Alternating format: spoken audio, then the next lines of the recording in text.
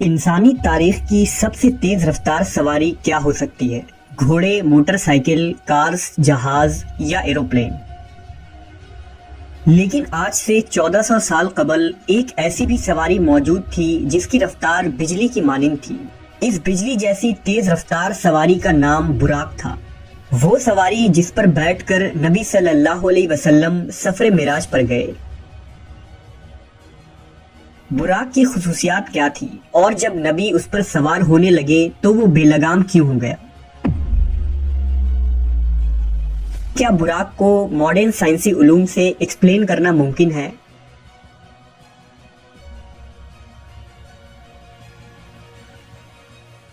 واقعہ معراج تاریخ انسانی کا ایک ایسا حیرت انگیز اور انوکھا واقعہ ہے جس کی تفصیلات پر انسانی عقل حیران رہ جاتی ہے۔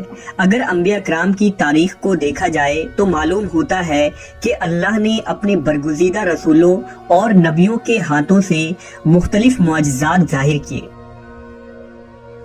ہر نبی کو اپنے عہد، زمانے اور علاقے کے مطابق معجزات سے نوازا گیا تھا تاکہ ان کے امتوں پر حق واضح ہو جائے۔ مثلاً حضرت موسیٰ علیہ السلام کی امت چونکہ جادو میں کمال رکھتی تھی، اس لیے خالق کائنات نے بھی اپنے نبی کو جادو کے ان کمالات کا توڑ کرنے کے لیے معجزات عطا کیے۔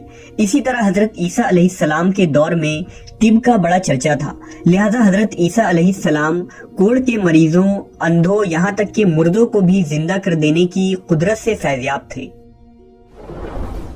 جب خاتم الانبیاء حضرت محمد صلی اللہ علیہ وسلم اس کائنات میں تشریف لائے تو اللہ کو معلوم تھا کہ امت محمدیہ چاند پر قدم رکھے گی اور ستاروں پر کمندیں ڈالیں گی، لہذا اللہ نے اپنے محبوب کو مکان و زمان یعنی ٹائم اینڈ اسپیس کے اصولوں اور وسعتوں سے نکل کر اپنے کرب کا اعزاز بخشا، جس کا گمان بھی عقل انسانی میں نہیں آ سکتا تھا۔ تمام انبیاء کرام کے معجزات ایک طرف اور حضور کا معجزہ معراج ایک طرف، تمام معجزات مل کر بھی معجزہ معراج کے درجے کو نہیں پہنچ سکتے۔ واقعہ معراج ہجرت سے 1 یا 2 سال پہلے پیش آیا۔ اس وقت ہمارے پیارے نبی محمد صلی اللہ علیہ وسلم کی عمر مبارک 52 سال تھی اور یہ 27 رجب کے شب کا واقعہ تھا۔ لہذا حضرت مالک بن ساسا سے مروی ہے کہ خود رسول اللہ صلی اللہ علیہ وسلم نے فرمایا کہ میں نیند اور بیداری کے درمیانی کیفیت میں تھا جب میرے پاس ایک فرشتہ آیا۔ اس نے میرا سینہ چیرا، پھر میرے دل کو نکال کر غسل دیا اور اسے دوبارہ اندر رکھ دیا۔ پھر ایک سواری لائی گئی جو خچر سے چھوٹی اور گوشت دراز سے بڑی تھی، اس کا رنگ سفید تھا، اسے براق کہا جاتا تھا، بس مجھے اس پر سوار کرایا گیا۔ روایت ہے کہ حضور براق پر سوار ہو کر بیت المقدس پہنچے تو براق سے نیچے اترے اور اس کے لگام کو اس ستون کے ساتھ باندھ دیا جس کے ساتھ انبیاء کرام نے اپنے سواریوں کے لگام باندھے رکھے تھے۔ اس کے بعد نبی صلی اللہ علیہ وسلم مسجد اقصی میں داخل ہو گئے۔ مسجد اقصی میں حضرت آدم علیہ السلام سے لے کر حضرت عیسیٰ علیہ السلام تک پیدا ہونے والے تمام انبیاء کرام آپ کے منتظر تھے، لہذا حضور وہاں تشریف لائے اور تمام نبیوں کی امامت کی اور نماز ادا کی۔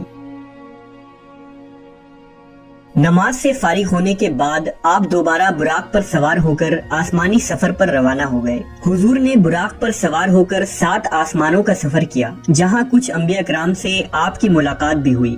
پھر حضرت جبرائیل امین نے آپ کو جنت و جہنم کے کچھ منظر دکھائے اور پھر آپ اس سفر میں کائنات کے آخری حد سے بھی باہر سدرۃ المنتہا تک پہنچے، جہاں آپ اللہ سے ہم کلام ہوئے۔ امت محمدیہ کے لیے روزانہ 5 نمازیں فرض کی گئیں، شرک کے سوا تمام گناہوں کی معافی کا امکان بتایا گیا اور سورہ بقرہ کی آخری 2 آیات آپ کو تعلیم فرمائی گئی۔ اس سفر کے واپسی پر حضور اپنے مکان پر کچھ اس حالت میں پہنچے کہ روایات کے مطابق ابھی آپ کے گھر کی کنڈی ہل رہی تھی اور آپ کے وضو کا پانی ابھی تک آپ کے جسم مبارک سے ٹپک رہا تھا۔ معراج کے اس واقعے کو اللہ نے انتہائی تفصیل کے ساتھ قرآن مجید کی سورہ اسراء میں یوں بیان کیا ہے: پاک ہے وہ رات جس نے راتوں رات اپنے بندے کو مسجد حرام سے مسجد اقصی تک سیر کروائی، جس کے ارد گرد ہم نے برکت رکھی ہے تاکہ ہم اسے اپنی کچھ نشانیاں دکھائیں، بے شک وہ سننے والا دیکھنے والا ہے۔ معراج کے اس عظیم سفر میں رسول اللہ صلی اللہ علیہ وسلم جس سواری پر سوار ہوئے تھے اسے براق کہا جاتا ہے۔ اب سوال یہ پیدا ہوتا ہے کہ براق کیا تھا؟ کیا یہ کوئی ایسی مخلوق تھی جو اس دنیا میں پائی جاتی ہے؟ علماء و مفسرین کے مطابق براق دراصل لفظ برق سے نکلا ہے۔ برق چمک کو کہتے ہیں، لہذا رسول اللہ صلی اللہ علیہ وسلم کی سواری کے لیے جو چیز پیش کی گئی تھی وہ انتہائی سفید و چمکدار اور روشن تھی کہ اس کا نام براق پڑ گیا۔ یہ بھی کہا گیا ہے کہ براق کو اس لیے براق کہا جاتا ہے کہ وہ برق یعنی بجلی کی چمک کے مانند اس کی رفتار ہے۔ روایتوں کے مطابق براق خچر سے چھوٹا اور گدھے سے بڑا تھا، اور جہاں اس کی حد نگاہ پڑتی تھی وہاں اس کا قدم پڑتا تھا۔ علماء کے ذہن میں یہ سوال بھی پیدا ہوا کہ اللہ نے حضور کی سواری کے لیے براق کا ہی انتخاب کیوں کیا، جبکہ وہ اس بات پر قادر ہے کہ بغیر کسی سواری کے آپ کو سفر کے تمام مراحل طے کروا دیتا۔ لہذا فتح الباری کے مصنف حافظ ابن حجر نے اس ضمن میں لکھا ہے کہ اسرا و معراج کے سفر میں سواری کے چناؤ میں بڑی حکمت ہے، حالانکہ اللہ اس بات پر بھی قادر تھا کہ اپنے نبی کے لیے زمین کو سکیڑ دیتا، لیکن اللہ نے سواری کا انتظام اس لیے کیا تاکہ اللہ کے رسول کو انسیت و مانوسیت ہو، کیونکہ بادشاہ جب اپنے مقربین کو اپنے دربار میں بلاتا ہے تو اس کے لیے سواری روانہ کرتا ہے۔ کچھ علماء براق کو ایک جنتی جانور قرار دیتے ہیں جو خصوصاً معراج کی رات کو ہی حضور صلی اللہ علیہ وسلم کی سواری کے لیے اس زمین پر آیا تھا۔ لہذا امام ترمذی نے ایک روایت نقل کی ہے کہ جب جبرائیل علیہ السلام نے براق کی لگام تھامی اور رسول اکرم صلی اللہ علیہ وسلم کو اس پر سوار ہونے کی دعوت دی تو براق حضور کو دیکھ کر کانپ اٹھا اور بے لگام ہو گیا۔ لہذا جبرائیل امین نے اس سے کہا کہ ٹھہر جا، اللہ کی قسم رسول اللہ سے بہتر کوئی شخص اس سے پہلے تجھ پر سوار نہیں ہوا۔ لہذا جب تاجدار کائنات محمد صلی اللہ علیہ وسلم براق پر سوار ہوئے تو وہ فخر و مسرت سے ناچنے لگا کہ آج اسے اس عظیم شخصیت کی سواری ہونے کا لازوال اعزاز حاصل ہو رہا ہے۔ بعض علماء نے یہ بھی لکھا ہے کہ براق کا چہرہ انسانی چہرے کی مانند ہے اور انسان کی طرح سننے اور سمجھنے کی صلاحیت بھی رکھتا ہے، لیکن قرون وسطیٰ یعنی خصوصاً بنو امیہ اور بنو عباس کے دور حکومت کے مسلمان فنکاروں، شاعروں اور مصوروں نے جس طرح براق کی تصویر کشی کی ہے اس کا کوئی ثبوت قرآن و سنت یا تاریخ کے کسی بھی کتاب میں موجود نہیں ہے۔ ان پینٹنگز میں عام طور پر براق کو ایک ایسے مافوق الفطری گھوڑے جیسا بنایا گیا ہے جس کے سر کی جگہ ایک عورت کا چہرہ دکھایا جاتا ہے۔ ایسی کوئی دلیل اسلامی روایات سے تو نہیں ملتی، البتہ دوسرے مذاہب اور قوموں میں اس طرح کی دیویوں کی خیالی تصویر ملتی ہے، اور ممکن ہو کہ اجمی مسلمانوں نے انہی تصویروں سے متاثر ہو کر انہیں براق پر چسپاں کر دیا ہو، جبکہ براق نر تھا یا مادہ اس کے متعلق بھی کوئی مستند شواہد موجود نہیں ہے۔ واقعہ معراج اللہ کا ایک معجزہ تھا۔ جس طرح سے ہر معجزے کو سمجھنا اور ثابت کرنا انسانی عقل کے لیے ممکن نہیں، اسی طرح سے معراج کے اس سفر کو سمجھنا انسانی ذہن کے لیے ناممکن ہے۔ لیکن جدید فزکس نے گزشتہ صدیوں میں ایسا نظریہ پیش کیا ہے جو قابل غور ہے۔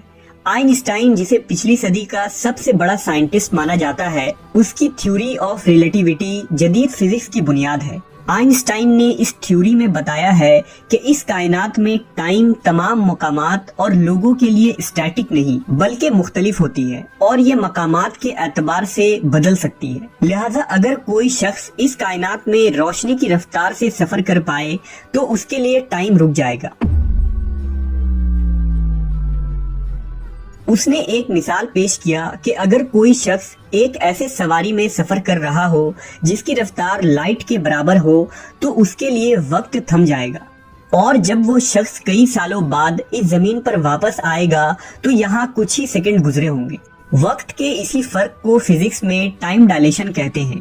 اس سائنسی ٹرم کو سمجھنا سفر معراج اور براق کو سمجھنے کے لیے بہت ضروری ہے، کیونکہ براق کی رفتار بھی روشنی یعنی برق کے رفتار کے برابر تھی، اسی وجہ سے اس سواری کا نام براق تھا۔ لہذا آپ صلی اللہ علیہ وسلم جب اس رفتار سے سفر معراج کرنے کے بعد واپس تشریف لائے تو وقت بالکل نہیں گزرا تھا، اور آپ نے کئی سالوں کا سفر چند لمحوں میں ہی طے کر لیا تھا، جسے آج 21ویں صدی کی سائنس ٹائم ڈائلیشن کی شکل میں تسلیم کرتی ہے۔